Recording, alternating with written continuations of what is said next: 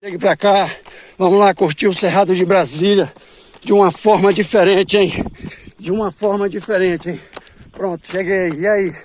Como é que tá essa força? Vamos juntos. Já foram aqui 19 quilômetros. Tô voltando de uma contusão no calcanhar aqui.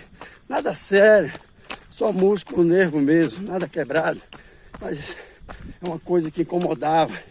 E ainda incomoda, né? Mas não está doendo. A dorzinha é a dor normal do treino. O corpo sai mesmo. Nenhum corpo, depois de ter feito uma trilha, sai inteira. E é isso aí. Isso é Cerrado. Isso é Brasília, hein? Isso é Cerrado Brasília.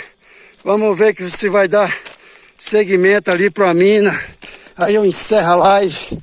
A live é só para vocês curtirem o nosso Cerrado Brasília. Mostrar aqui Brasília. Cerrado Brasília. Tem disso. Tem sol, tem chuva, tem poeira, tem onça. Tem todo tipo de fauna e flora. Vamos lá, hein?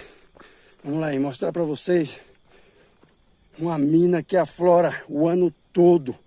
Água, espere o ano todo desse local. É lógico que na época de seca reduz mais um pouco, mas aqui é formado o Ribeirão Saia Velha. Nasce daqui, ó. Essa é a ligação, o início de tudo. E daqui a pouco se forma o Ribeirão Saia Velha. Mostrar para vocês o outro segmento aqui. Isso é Cerrado, hein? Isso é Brasília. Mostrar o outro segmento, que aqui vai no Ribeirão Saia Velha, forma o Ribeirão Saia Velha. Eita! Mostrar para vocês aqui a pureza que é essa água, a clareza que ela é, ó. Ela vem por cima, que é para um outro canal, mesmo canal, só que ele vaza do trilho. E aqui por baixo aqui, ó, por baixo mesmo aqui é aquela que eu mostrei agora, que vem. Isso aqui é pura, galera. Isso aqui, ó, o sabor disso aqui, não tem água mineral que barre, água mineral industrializada ali, passada para usar para isso. Isso aqui é natural.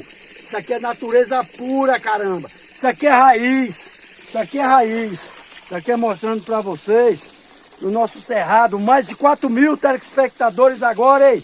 Mais de 4.000. Você vê de um segundo para o outro como é que muda. A galera gosta de trilha, a galera gosta do trilheiro.